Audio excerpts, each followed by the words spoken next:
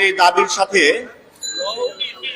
একাত্মতা প্রকাশ করেছিলেন আব্দুল হাই, আনোয়ার হোসেন, যারা আওয়ামী লীগের জেলা কমিটির সভাপতি, নগর কমিটির সভাপতি ছিলেন এবং তারা পরবর্তীতে নারায়ণগঞ্জ জেলা পরিষদের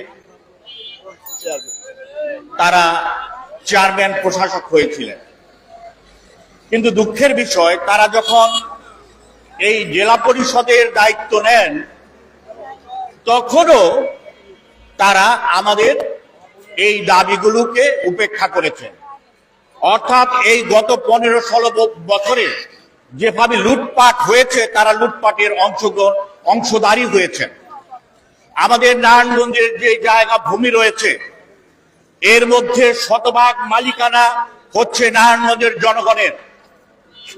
নারায়ণগঞ্জের জনগণের স্বার্থে যা প্রয়োজন এখানে তাই করা হবে। এই ভূমি হচ্ছে সেই জন্যে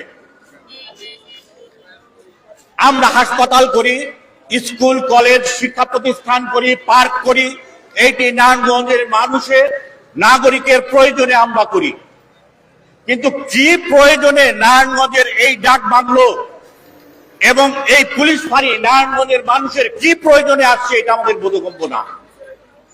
আমরা দীর্ঘদিন ধরে দেখেছি এই নারায়ণগঞ্জে এই ভূমি কিভাবে দস্যুরা আত্মসাৎ করেছে, এগুলো আমরা প্রতিহত করার চেষ্টা করেছি। এই গডফাদাররা, ভূমিদস্যুরা, মাফিয়ারা এই ভূমি দখল করেছে, দস্যুতা করেছে। আজকে যদি একই কায়দায় যদি আমাদের নিরাপত্তা দানকারী এই পুলিশও যদি আমাদের নারায়ণগঞ্জের জায়গা দখল করে, প্রশাসনও দখল করে, সেনাবাহিনীও দখল করে, তাহলে নারায়ণগঞ্জের মানুষ যাবে কোথায়?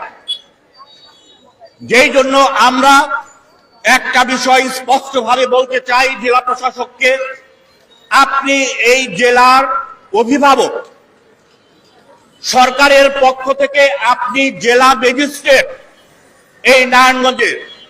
যদিও আপনি এখানে আজকে আছেন, কালকে নাই, কিন্তু আমাদের বাপদাদার 14 পুরুষ আমাদের এখানে ছিল, আমরা আছি, আমাদের উত্তরাধিকাররা এখানে থাকবে। তাই আমরা আপনাকে বলছি, আপনি উদ্যোগ গ্রহণ করেন। যেই পুলিশ ফাঁড়ি ডাক বাংলো রয়েছে, এইটি আমাদের নারায়ণগঞ্জের মানুষ